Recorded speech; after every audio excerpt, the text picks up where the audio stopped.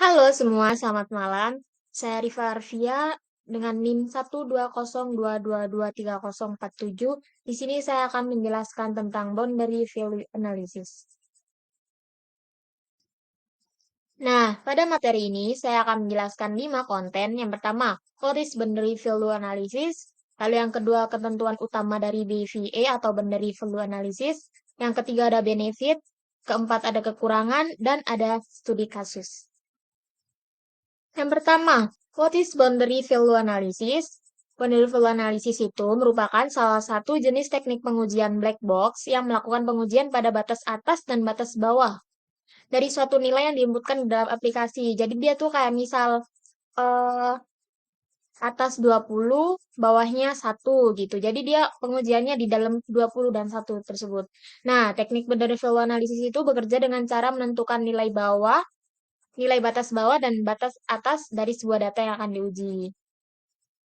2. Ketentuan utama dari BVA atau Boundary Value Analysis. Merupakan pelengkap teknik equivalence class testing yang hanya memperhatikan nilai input, sedangkan BVA juga memperhatikan nilai output.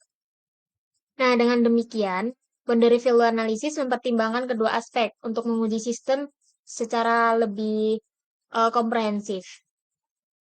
Lalu selanjutnya ada BVA menguji input pada batas atas maupun batas bawah sebuah nilai yang valid.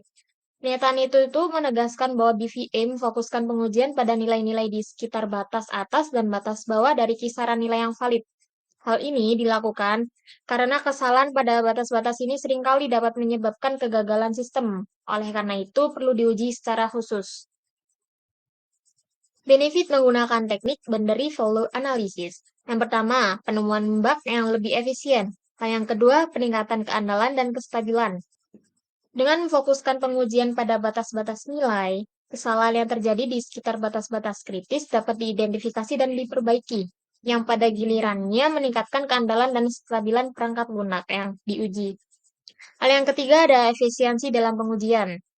Karena dengan menguji pada batas-batas nilai, pengujian dapat dilakukan secara lebih efisien tanpa mengorbankan cakupan yang diperlukan. Hal yang keempat, ada peningkatan coverage pengujian. Dengan menguji pada nilai-nilai batas, DVA memastikan bahwa pengujian mencakup rentang nilai yang luas, termasuk nilai-nilai kritis yang sering menjadi sumber masalah.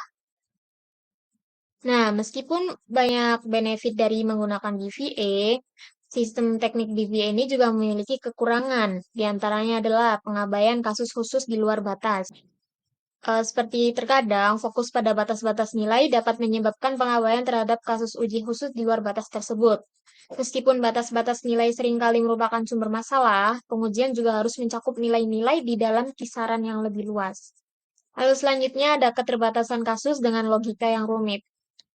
Nah, di VE mungkin tidak cukup untuk menguji kasus yang melibatkan logika yang rumit atau banyak kondisi terkait. Dalam kasus seperti itu, diperlukan teknik pengujian yang lebih canggih untuk memastikan cakupan pengujian yang memadai. Lalu di sini ada contoh studi kasus dari teknik penggunaan boundary value analysis. Seorang pengembang perangkat lunak yang bekerja pada aplikasi penghitung kesehatan atau BMI yang hanya menerima input berat badan dari pengguna untuk menghitung indeks massa tubuh. Jadi dia aplikasinya hanya menerima berat badan dalam kisaran 20 kilo hingga 200 kilo. Dalam menguji aplikasi tersebut menggunakan teknik DVA dengan mempertimbangkan batas-batas berat badan yang valid, yaitu 20 kilo yang batas bawah, lalu 200 kilo yang batas atas. Juga mempertimbangkan nilai di sekitar batas-batas tersebut. Misalnya, eh, nilai 20 seperti 19 kilo, 21 kilo. Kalau 200, 199, dan 201 kilo. Nah, dengan menggunakan DVA, dia dapat menguji aplikasinya dengan input berat dan yang mencakup batas-batas nilai yang kritis. Ini membantu dalam mengidentifikasi masalah potensial yang mungkin terjadi di sekitar batas-batas tersebut, seperti masalah perhitungan atau tampilan yang tidak tepat. Nah, jadi biasanya DVA itu digunakan untuk eh, pengujian nilai, yang biasanya digunakan pengguna untuk memudahkan mendapatkan hasil tersebut.